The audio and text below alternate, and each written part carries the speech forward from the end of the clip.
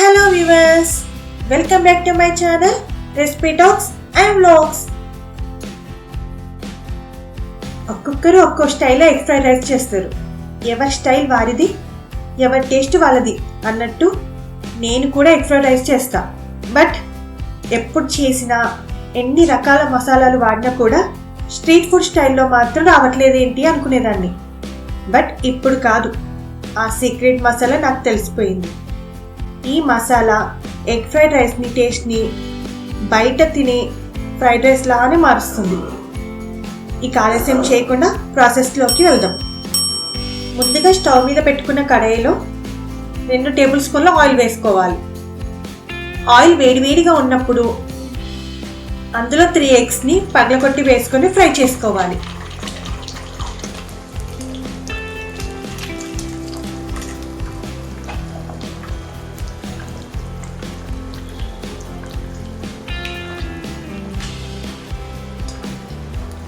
ఇప్పుడు ఎగ్స్లో ఒక చిటికెడు మిరియాల పొడి వేసుకొని కలుపుకోండి.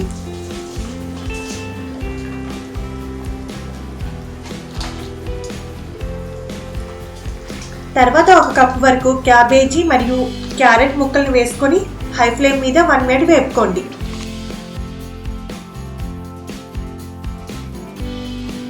తర్వాత కొంచెం పచ్చిమిర్చి తరుగు కూడా వేసుకొని మరొక నిమిషం వేపుకోండి.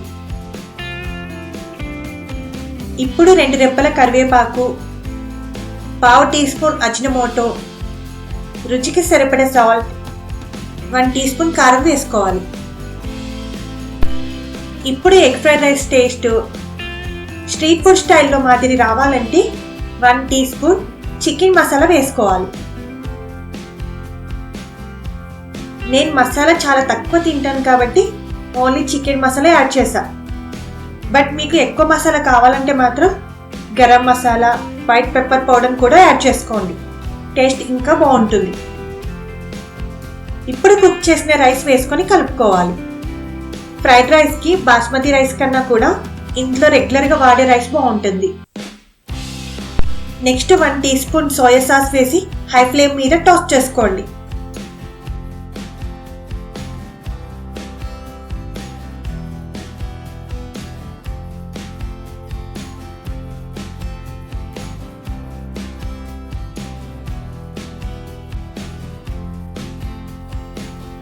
తర్వాత స్టవ్ ఆఫ్ చేశాక కొత్తిమీర తరుగు వేసి కలుపుకొని వేడిగా ఆనియన్స్తో లెమన్తో సర్వ్ చేసుకోండి. చాలా బాగుంటుంది.